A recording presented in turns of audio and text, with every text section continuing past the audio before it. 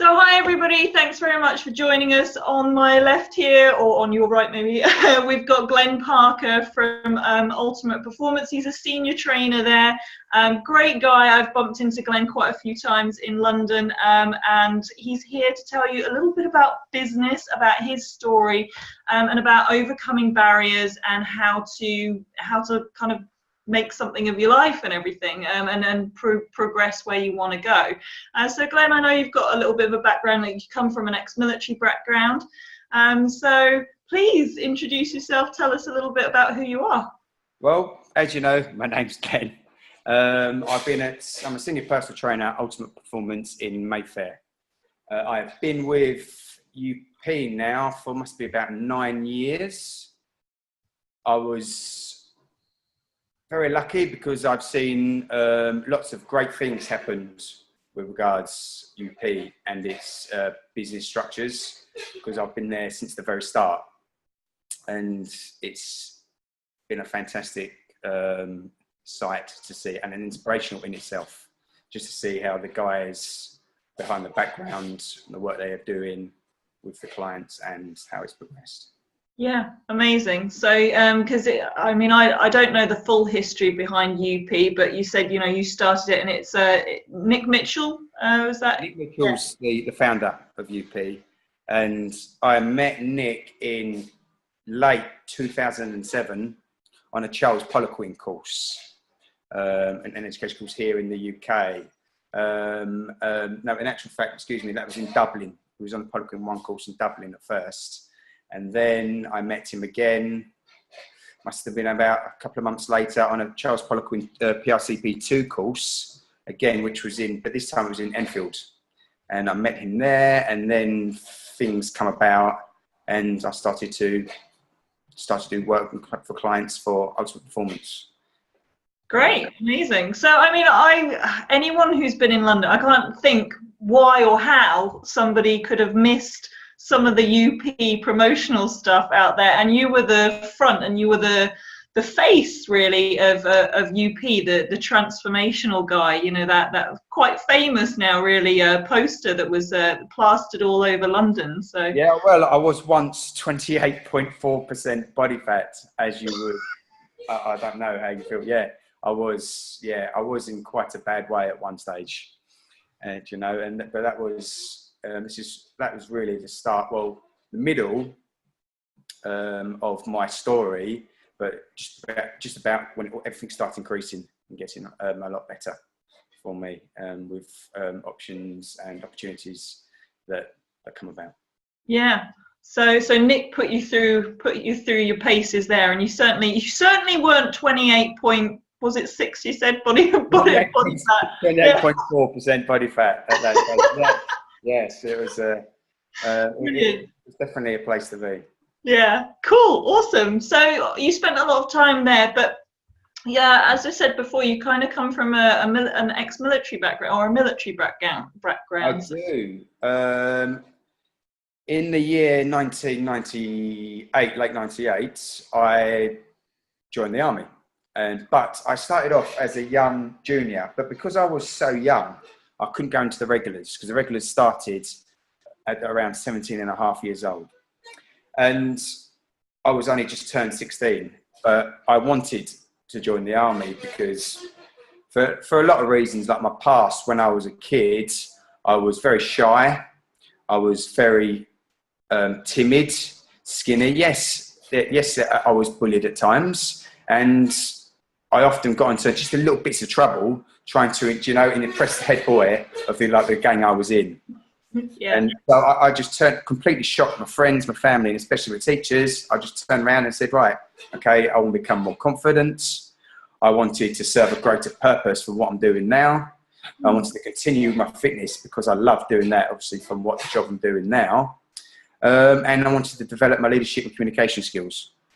And from there, I then went one day to an Army Forces careers office with my mum, and once again I was still only about 16, coming towards the end of the school year, and I was so nervous. I couldn't believe it, because I saw these two NCOs standing in front of me. One was a staff sergeant, One was a sergeant, much bigger than me, such aggressive, and I wasn't an aggressive type then, not at all. I thought, God. And but the months come about, I passed recruit selection, and then I was given a place called the Army Foundation College, which is just like a new junior leaders college for future leaders of the British Army. And I absolutely loved it because, yes, I was still too young to join the regulars, but I thought, brilliant. I've got more chances of gaining more qualifications and starting early, which can only be a good thing, you know? Sure. So, yeah, I had a good time. Amazing. So you stayed there for quite a while. And what was there a big reason why you left the army? Sorry, was it the army? No, I went to the Army Foundation College, yeah. And but then at the end of the Army Foundation College, you could come into free corps places to go to. You can go into the Royal Armoured Corps, you can go into the Royal Artillery, or you can go into the infantry. But for me, I went there thinking, right, okay, I'm going to go straight into the infantry because I wanted to dig in, get stuck in, you know, like into the trenches, as they call it. All right. Yeah. I'd done that, but I had a sergeant, and my sergeant was from One Power. He was Sergeant Smythe, his name was. He was a really, he wasn't a kind guy, let me tell you that. But he was but he was really good at his job, you know, and I consistently was very lucky winning a lot of the fitness tests, like the BFTs, the pull-ups, the sit-up tests, which you have to do over 2 minutes and things like that. And I was even coming at the end of a training day, I was still trying to get outside and improve on my BFT time. I wanted to beat it because I wanted to stay the best in my platoon. And it got to the end of the training year. I said, right, okay, I'm going to do this. And I passed out with my family watching me as a future parachute regiment soldier going on to phase 2 training, which consisted of Peak Company, which is like a selection course, and which I passed, and Airborne Jump School, which was in Bryce Norton, an RAF school in Oxfordshire, which I really enjoyed as much. And then I was placed with the 3rd Battalion, the Parachute Regiment, down in Dover. And in Dover, we quickly had to get ourselves together because there's going to be a newly formed 16 Air Assault Brigade. It was formed. It's like a rapid reaction force, which is going to be joining 2 Para up in Colchester in Essex. So I was literally in Dover for about 3 or 4 months, and then transferred up to Colchester in Essex and to be a part of 16 Air Assault Brigade. And wow. Yeah, so it excelled pretty quickly, hey? The thing is, the armed forces are a very, very, very, very quick bang, bang, bang, if you know what I mean. Yeah. Job. You know, there's no waiting. You've got stuff to do. You've got to do it, and then it's not a lot of rest time. So you had a really exciting kind of journey that was building up through the forces. That sounds amazing. And like you said, kind of like really quick fire, like kind of you get used to in the military that things just happen. It's like, this is a decision, now go. So do you feel like what I loved about the military, and why even now is for a lot of people, it gets you to think on your feet, you know, because it is so fast. Okay, they're not waiting for you, so you've got to literally be on top of the next move already. You've got to already be. In other words, you've got to already have done it before, you know, it's ready. So, sure. Do you feel like that's set you up for other things that you're doing in life then? Well, I will go on to that when I talk about let's talk about the downsides of the sure. and stuff like that. You know, that because let me just tell you, if I wasn't in the army, I would not have survived it. And I'll explain to you why and what I mean when we go through it. Well, I was just about to come on to sort of how you transitioned from the forces kind of back out into Civvy Street, as it's called, I believe. Absolutely. Right now, well, we was in the year 2000, and it was in September. We was on a domestic exercise in Thetford. Okay, we was there for a week, and it was a Saturday night, and the bosses more or less just said, look, go out for the evening, go out to relax. So we went out, and we was actually in a bar, on this Saturday night it was. And there was a little bit of commotion, a little bit of kerfuffle, as I call it, okay, because there was a lot of shouting going on the dance floor. And I thought, right, okay, we've got to start making a move soon because things could start getting quite ugly. So I was with two other guys and I went to grab them and we walked out towards the front of this bar. And suddenly the two bouncers stood in front of the door and wouldn't let me out. And they pointed out towards the back, which was a car park area, fire exit doors, and they pointed this food to go that way. I was a little shocked and confused, but I thought, okay, I'll do that because there's only three of us here and there's a lot more of them. And so we walked out towards the back and I was walking to the car park, then I heard a glass bottle, so it smashed on the floor. I was like, okay. So I turned around and then there was two teenage girls shouting abuse at me. And obviously it just thrown the bottle and it smashed onto the floor. I walked over them asking, what are you doing? And then suddenly three guys come up behind me. One had a glass bottle in his hand and he smashed it on the top of my head. I then went down to the floor, but funnily enough, the other two as well thought they'd join and start kicking and stamping on me. When I went down, I stopped breathing. Very luckily, there was literally a person who saw the incident who was CPR trained. And he came and started to perform CPR on me while the paramedics and the ambulances arrived. Very luckily, he actually brought me back to some sort of life. Okay, he actually got a heartbeat again. But when I was in the ambulance, they took me to the local hospital there.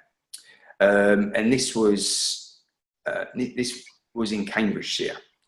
And when I got into the hospital, I was still in a really, really, really bad way. I had to have something that's called a tracheotomy, which is I'm pointing to just underneath my throat. Do you know what I mean? Yeah. And which is like, for people, if you're going to watch it, it's like an airway tube put in because I had a blockage.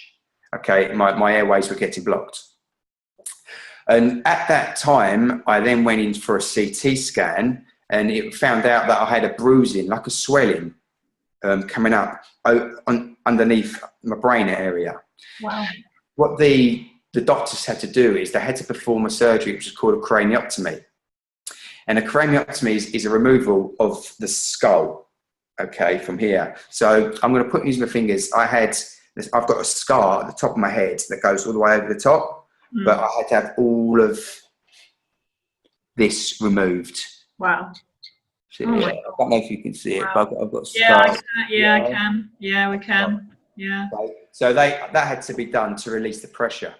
And but I had to be transferred from this original hospital to a more of a specific neurological unit, which was Addenbrooke's Hospital in Cambridge. Okay, which was very lucky because it's one of the best hospitals in the UK. Okay, it has a lot of the lot of the medical students go there from Cambridge there. Once I had that done, I slipped into a coma. And once I was in that coma, I suffered from epileptic seizures, okay, from the incident that was caused. And I was put onto medication for epilepsy. During that time, the doctors went over to my mum and dad and said, there's very little chance that your son would wake up from this. And I was in the coma for 2 weeks. Now, at the end of the day, actually, I awoke. My parents were around my bedside and a vicar come in to say a prayer. Yet the vicar said the prayer, but more or less straight after, I opened my eyes. Wow. Yeah, isn't it weird, you know? And I am not religious. I am not nowhere near, okay? But that was just like, wow, you know? And when my mum told me that.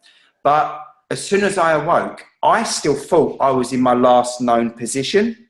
Yeah. I still thought I was fighting. So I had all these needles all in me, my chest, in my body. I tried to rip out everything because I still thought I was fighting. But luckily my dad was sitting next to me. He got his hands and he grabbed me and called out for the nurses and the doctors to come over so they could sedate me. once that happened, it was, I got obviously put back to sleep. The nurses and the doctors come and grabbed my parents again and said, literally, I can't believe this.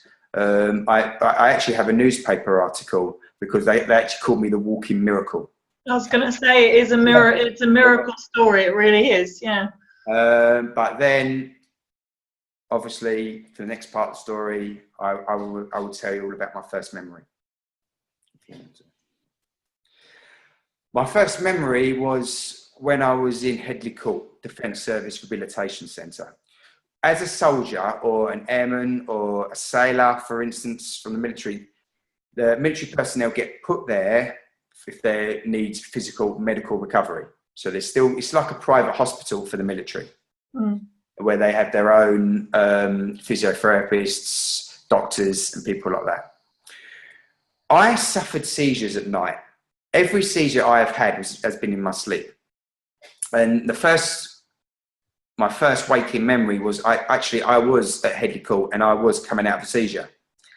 And I got myself around, and that's the first time I felt fear. I felt scared because beforehand I was a parachute regiment soldier. I literally thought I could take on the world, don't you know? But there was the first time I felt fear because I was thinking to myself, am I some kind of freak? Okay. Or when am I going to have a seizure again? Because I'm being told by my family that I've been having constant seizures. I was so scared. But actually it went over a couple of months. I had some more recovery, but I was actually medically discharged for my epilepsy. And that broke me because I was planning on spending 22 years in the army. Right.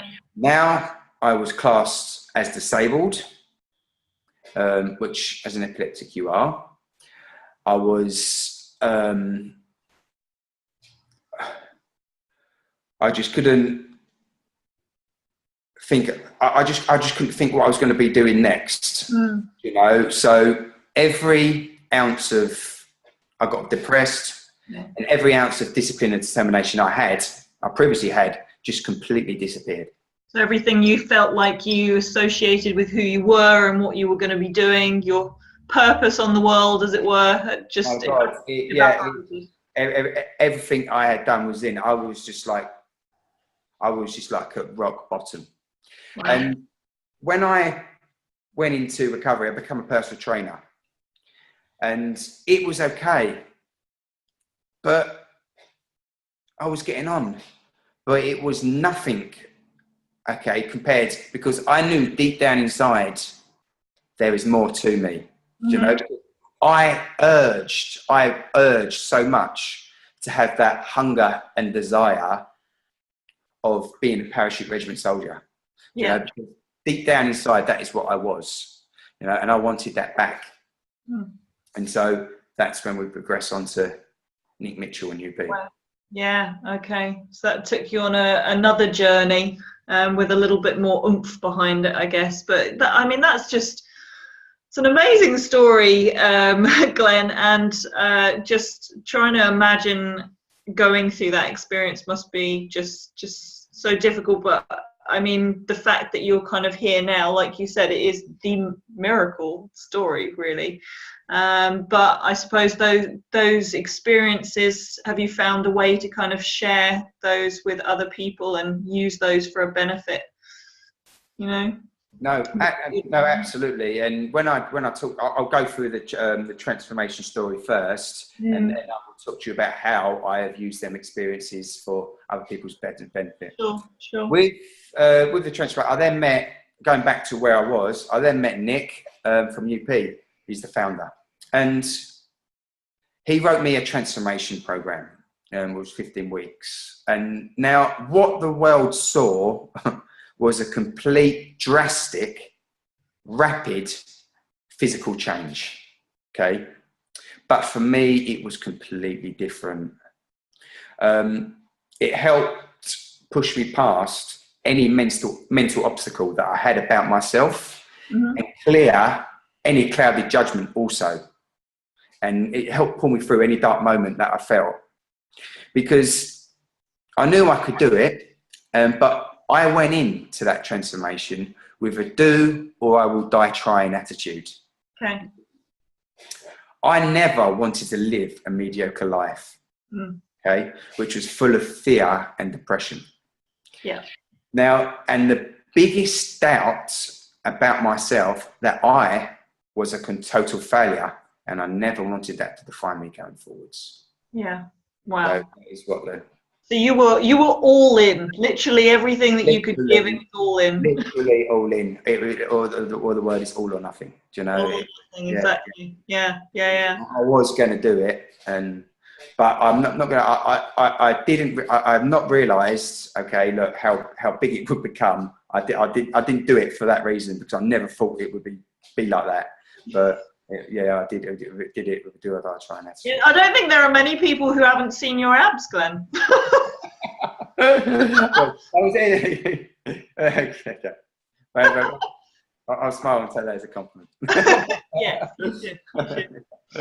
No, that's amazing, and you know, the grit and determination that you have to go through. I mean, I've been training a lot in the past myself, not so much recently, but well, you've been doing a lot of work going on, I suppose. Yes. Yes, yeah, I've swapped priorities, let's say.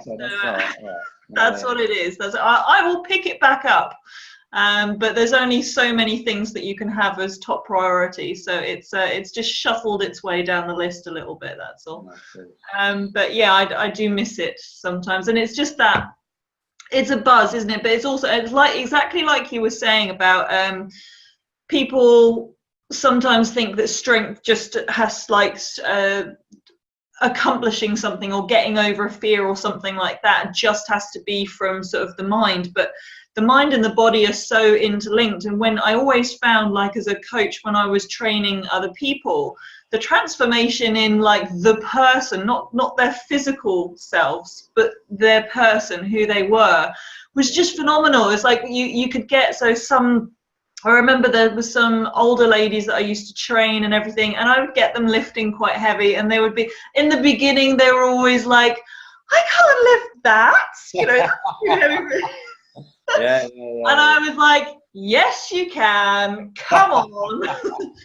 And then after that, after a little while, once they got used to it, they realized what they could actually do. They wanted to do more, and they were saying to me, no, come on, Laura, I can do more than that. I was like, okay.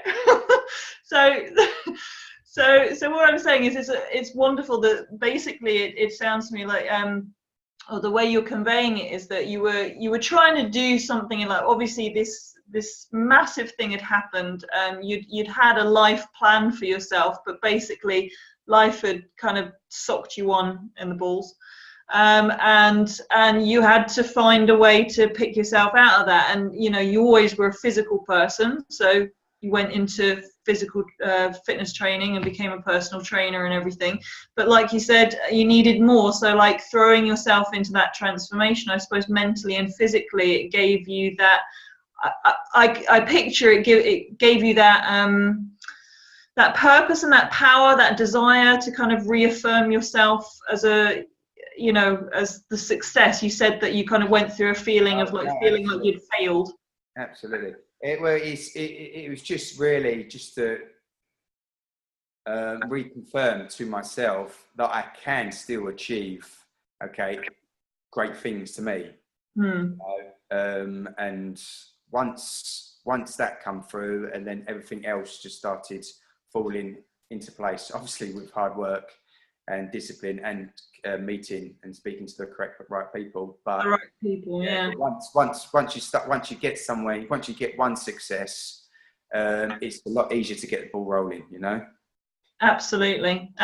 So as well as being a senior trainer at Ultimate Performance, what else have you kind of been doing? I've been hearing and seeing some things. Yeah, do you know what? It was funny. I got to, it was the end of last year. It was about August last year, and I was in a place where I was thinking, right, I want to do something different. Do you know, something that how my experiences can improve and make a difference. And I was sitting with a good friend of mine. I won't say their name because for reasons. And she mentioned to me, why don't you use your story of what you've done with a charity, for instance? Okay, and give it back. And we were sitting in the park. I was like, okay, yeah, that's a good idea. So literally, all I did was send an email to various charities, and then Health Heroes come up. And I sent an email to Health Heroes about my life, about what I've done, and I gave a little bit of background, what I've done with UP and where I've come from. Literally got an email back more or less straight away saying, oh, awesome, we would love to speak to you. And so I started chatting to them. And then, okay, they wanted me to become a part of their network, which is called a Band of Brothers. Band of Brothers, or Band of Sisters, for instance. Band of Brothers is for veterans who have been discharged from the forces, males, okay, that have been discharged. Band of Sisters, okay, is obviously for females, okay, who have been through the same thing. But the thing is with me, when I got injured, Health Heroes wasn't around. Health Heroes, I think, started in, correct me on this if I'm wrong, but it was in 2007 they first started. And I got discharged in 2003. And so I said to him, look, okay, I don't need anything, okay, from you. Okay, I just want to give what I can to yourselves. And then literally I got another email back and they said, right, okay, we're having something called a Pathfinder. Now, Pathfinder is for injured or not even veterans of ours, don't have to be injured, okay, to go into Health Heroes, and they will give them a few days of, even a few weeks of getting used to finding careers for them, different ways, way to go about it, different training experiences. I don't know the full details of how it goes about, but that's how it's structured. But for me, my role was on this Pathfinder course was to be an ex-veteran who has been at rock bottom, but has found himself, okay, now a lot higher than when he was. Yeah. And my first day was in Plymouth, and that was in October last year. Yeah, I was nervous. God, I'm sitting here speaking to sergeant majors, officers who have had a lot more experience than me of speaking to males and females in different situations. And I sat there, told my story, brought everything I have done with UP and showed them all, and they absolutely, literally loved it. I couldn't believe it. I was literally in tears because I had guys literally who was in wheelchairs. I can remember this one guy this has been October, who had an incident where he was trying to defuse a bomb, an IED it was, and it went off, okay, while he was trying to do it. And he was in a wheelchair, and he was sitting there, and he got so much emotion by listening to my story that he come up to me and he just said, thank you. And then here's me standing there thinking, yes, I have been through some horrible times, but this guy must have been through some so much pain. But he was sitting in front of me, giving me his hand, saying, thank you. Okay, because it gave me some kind of thought and inspiration that, yeah, it doesn't have to be all that bad. And I come away, and then I literally got an email I was only there a day, an email from Health Hero say, can you start coming regularly, please? I was like, well, this is great. Then I've been to Colchester twice already. Now this time, next Wednesday on the 19th, I'm going back to Colchester again to speak again about my life and my lifestyle, and more or less in a bit of a longer version of what we talked about today, as in, but for orientated more to soldiers and military personnel from there. I love I've been to Selhurst Park, Chelsea Football Club. I've been to Chelsea Football Club, Stamford Bridge, Selhurst Park for Crystal Palace, and all that sort of places, just to do some Health Heroes funding and stuff like that, you know.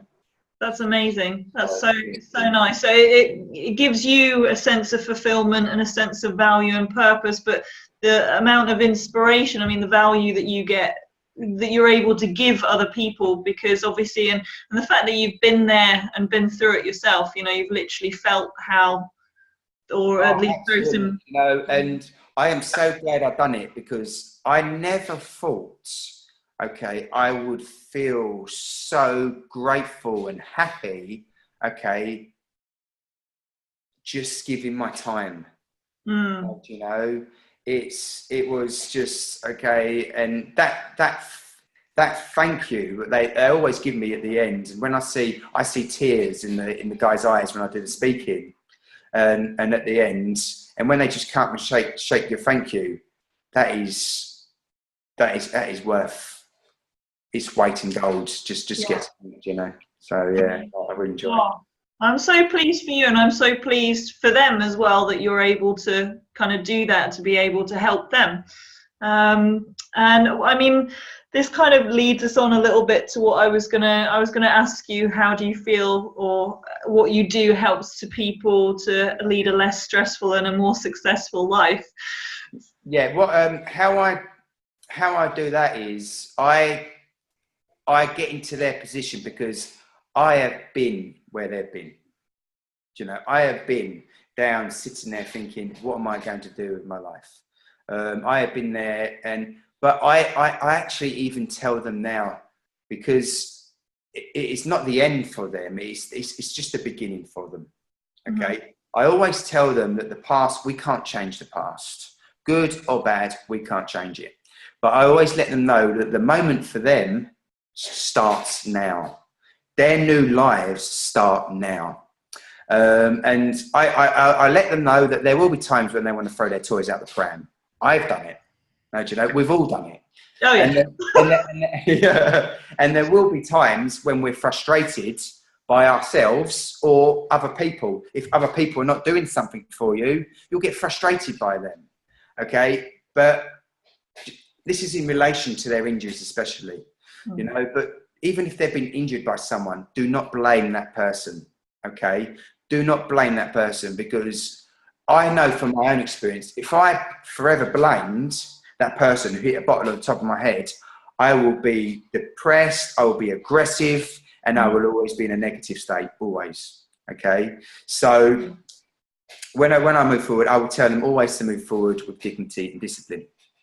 And I also always tell them that, okay, the best person, and especially for me, is to find someone to speak to. Okay, find a friend, even if it doesn't have to be anyone you know, even like with the Health Heroes, the charity, just go speak to someone, okay? Because it's, as I know from personal experience, it's the best feeling having someone just, even if they don't say nothing, just listen to you and exactly what you've got to say. Yeah. You know? But how I drive into them, these guys have to have, okay, a dream. Yeah. They have to have a goal. Yeah. But most importantly, they have to have a purpose. Yes. Okay? Right. Their first one, okay, like for instance, I will use myself as an example here for the moment. My dream, okay, is one day I want to write a book about my life story, about my challenges. And obviously I am getting help at the moment from an author who's from the military about writing everything I do down in Everest every day. Okay.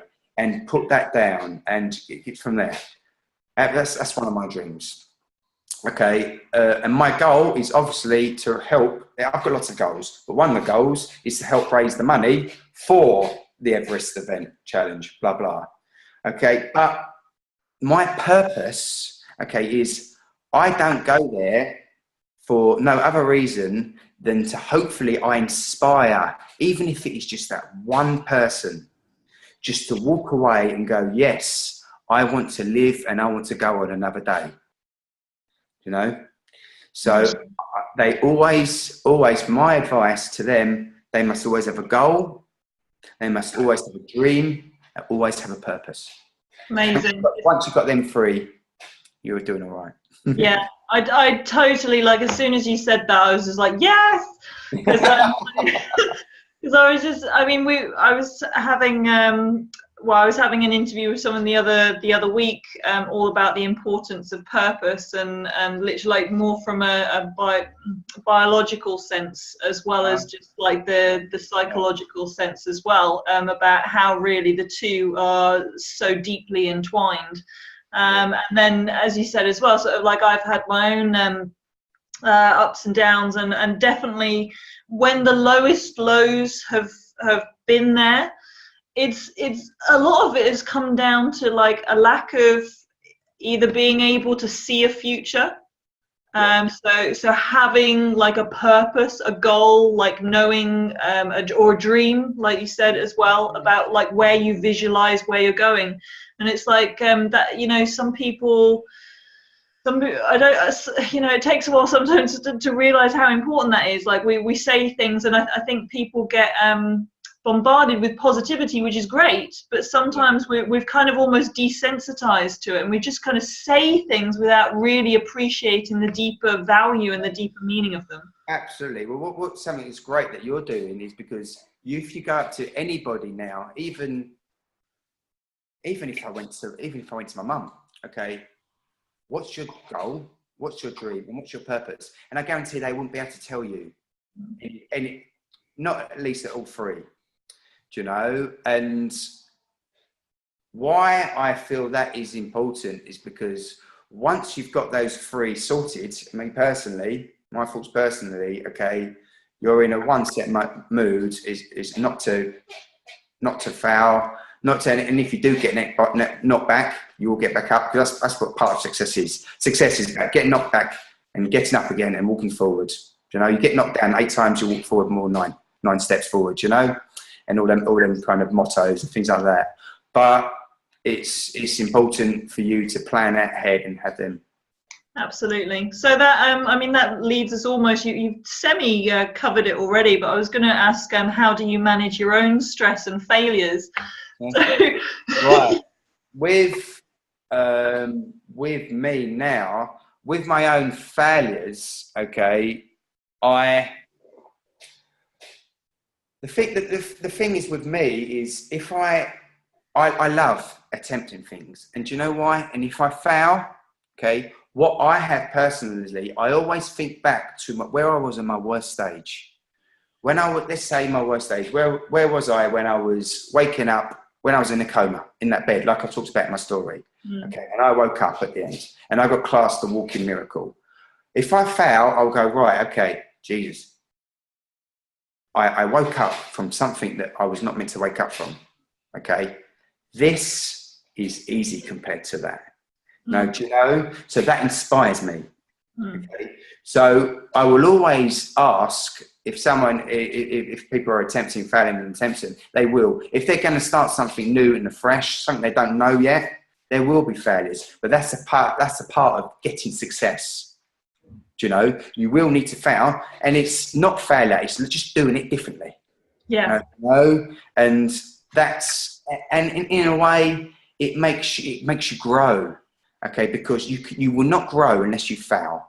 If you speak to any successful person, okay, and they've not failed, they won't be successful. Yeah. No, I'd hate to think the amount of time someone like Richard Branson has failed doing things, but look where he is now. Yeah. No, that's just an example. Absolutely. So. No, I totally agree. Totally agree. I've failed a few times, but but that's okay. You know, and like you said, it's the growing from it, and it just helps you grow as a person, get stronger, and know how to like narrow the field for like the direction as to where you're going as well. Yeah. It's like kind of like throwing everything out there. Like, and sometimes when you start something, you're not quite sure where you're going or what you're doing, then you're going to fail, because you end up coming into contact with things that aren't necessarily actually right for you. No, absolutely. You don't know that until you kind of get out there and try it, and then you end up finding the right way to achieve something. Yeah. Oh, I had another question. I've just rambled. I've just forgotten what it is now. Damn it! It just sparked off. But yeah, I was going to say, what does success really mean to you? Like when someone says, "Oh, I'm successful," or when you say to, or do you feel that you've been successful? What does success resonate with you? What does it mean? Yeah, it's a difficult one, isn't it? Because, and that's what I mean. It's a big thing because success can relate to so much stuff. Success can relate to becoming financially stable, happy, do you know, or success can come from finding the wife you spent the rest of your life with, or success can come from winning the football match and getting the winning bet. That's success. No, do you know? With regards to success, it will come down to the individual and what they want and what they think is success. I don't, but with success, okay, there's never a stopping point, okay? And what I mean by that is, okay, once you hit something, okay, for a successful person, you've got to try to achieve something different, okay, do you know? So, you say to me, what does it mean by success? Success, I think means it's by trying hard, never giving up, okay, and trying harder. Yeah. You know, it's for me, success. I will never be happy, okay, with what. I achieve a goal, I'll be happy for a few minutes, and then I will make sure I look around and I'll find out what's next. Do you know?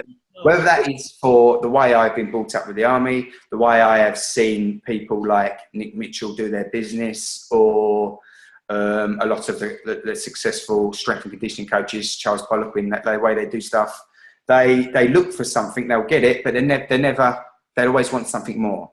You know, so. To be honest, what do you mean by success? It's an individual. It's an individual. Okay, so. No, that's great. That's a great answer. I think that's very true, and I think that's a poignant point as well.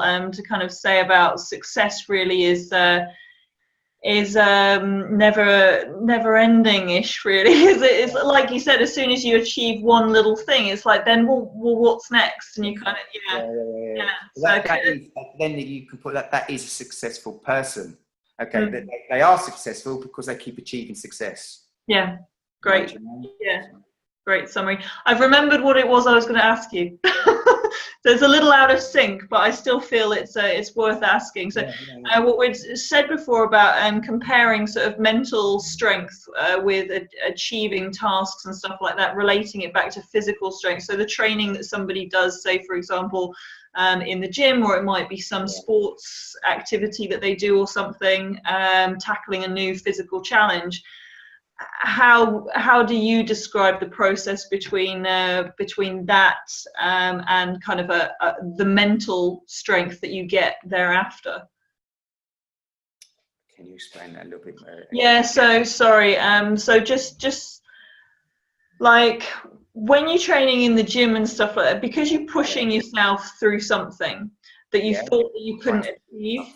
It actually by achieving physical goals, it helps you master psychological goals and goals like out in the real world, as it were, sort of outside of the gym or outside of school. I understand. All right. Well, the thing is with as I talked about, success brings success, and whether you're successful in the gym, okay, a lot of the time is because for you to be successful outside, okay, it's a lot easier to be successful if you're fitter, stronger, and healthier. No, do you know? And what makes you say that? I kind of know, but for everyone else, like what makes you say? Well, okay, healthier. Well, let's just talk about health first, okay? I don't need to say to anyone that exercise is recommended for health, okay? And exercise is recommended to handle stress, Okay, so it's a success approach. You go out there, you stress, you trained, you'll come out the gym feeling great. Even when we beast, or I say beast, I use the term beast because that's what we used to use in the army when we train someone hard. You know, they'll walk out feeling like, but they'll go to them. How do you feel? They'll say, "God, I'm tired, but I feel great." So once they come out the gym, they feel great. So they're going to come back, and endorphins are going to kick in. So they're going to attack their day hard, or whether even if it's at the end of the day. Okay, they'll come in stressed. And sometimes you have to adapt your program to what sort of day they've had. But usually they'll come in, and even if they've had an awful day, they'll come in and we'll make sure they've succeeded in the gym. And the last thing they've done for the end of the day, they've been successful at something. And they'll walk out feeling great. Do you know? And it's training with the client. It's all about making them feel good. Yeah. You know, yes, it's hard work. Yes, it's not the nicest, not the easiest thing when you're dieting down, for instance, when you're going for a photo shoot. But you'll always feel great, okay, especially after a session. You know, even if it's hard, tired, and you're on the floor, secretly you're feeling good. Brilliant, love it. Thank you for that. And now, Glenn, what is the next step for you? What is on the horizon? For me, right? God, yeah. What's the next step? Now, I'm going to be constantly. God, right? I've got some speaking. I've got a lot more speaking engagements coming up. Good. I'm going to be doing once again for next week again in Colchester. I've got some cooperation and people come for reasons, and I can get them to do some fundraising for me when I'm doing it. Obviously not, but I'll smile and just say please. Yeah, you know.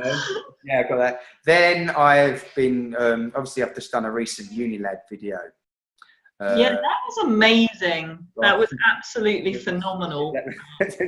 When I looked at the viewings, I was like, "Oh my God, can't believe that!" And but yeah, I've done that. So I've got doing a lot of. I might have. I'm not going to say with, but a interview with a major national newspaper coming up. I've got Mount Everest in November.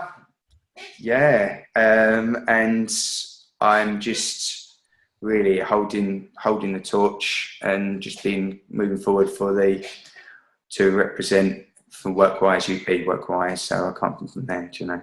Yeah, so I'm not going into a lot of detail about that, but yeah, I've got some things coming up.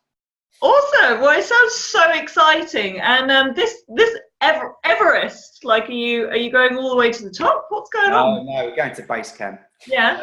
But I'm taking my partner with me, so I'm looking forward to that. But what I'm really looking forward to, people keep saying to me, "Oh, I bet you're really, really, really looking forward to it." I am. Okay, I am looking forward to the journey because it's climbing to base camp in Everest.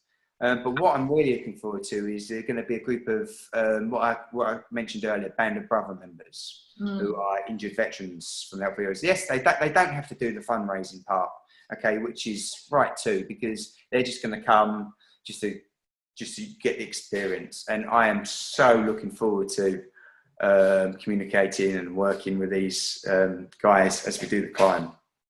Amazing. Looking for the team experience mainly, you know. So.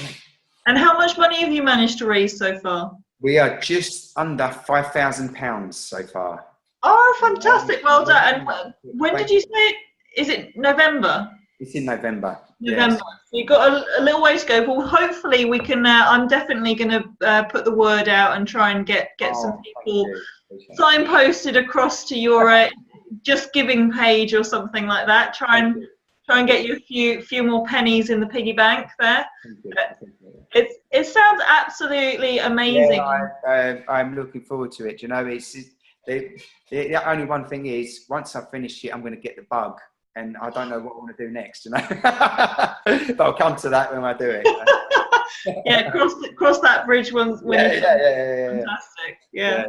I Oh. might tell you in a video another time, all right? Yeah, I would love that. I would love to hear all about it, and I can't wait to follow the journey. You know, and I look forward to kind of seeing the progress with that and everything. I think Well, it's really. we've got a blog with a blog with it, and there's a blog up and running with it. What's the blog called? It's called Glenn and Jess Hike Everest.co.uk. And what it's got on there, it's got all the, like I talked about the Pathfinder visits. I've written blogs on every one of them. So it's, if you're interested to read all about it. Yeah, absolutely. We'll signpost people across as well. That's amazing. Well, Glenn, you've been on an amazing journey, and I've been on this like amazing journey with you, just like hearing all about it and everything. It's a pleasure talking to you.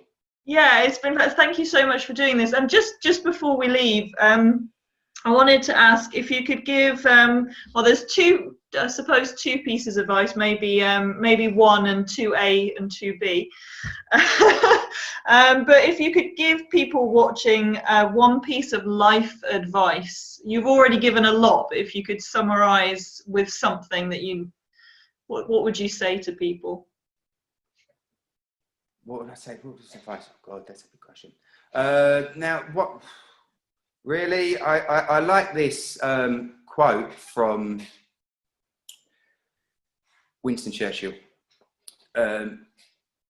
Quotation: "This is not the end. It is not even the beginning of the end. But it is perhaps the end of the beginning." Quotation. Winston Churchill. And why I love that quote, because it's completely true. Because every day you will start a new day, and it's just the beginning for you. So get out there, and just like I said in the past, always have a dream, always have a goal, and always have a purpose. Amazing, absolutely phenomenal. Thank you so much. I love that quote. I haven't heard it actually before, so shame on me, but now I have. And I really like it. And then also, so part 2A and 2B, if you could give a piece of training and nutritional advice to people, what would it be? Training advice, I would, if you're unsure, go see a professional expert. Okay, go see it. It will be worth your money, even just for the hour. Okay, and it was the same with nutritional advice. I can just say drink plenty of water. I could just say eat your fruit and vegetables. I can just say make sure you adapt your proteins. But if you really want to, just make sure you're eating healthy meals and sleeping well. Yeah. Great. Yeah, rest and recovery. Hey, it's the stress that sometimes you know puts a stopper in people's progress sometimes, doesn't it? And they don't realise. No, absolutely, because it is actually quite simple. Eat well, sleep lots, but a lot of people don't know how to do it for obvious reasons. Some which they can't control, but you can make it better. Yeah, absolutely. Glenn, it's been an absolute pleasure. Thank you so much. And like I said, we'll make sure everybody knows how to find you and all your amazing stories and antics and everything afterwards. So I wish you all the very best with that, and yeah, look forward to catching up with you again soon. Thank you so much. Thank you.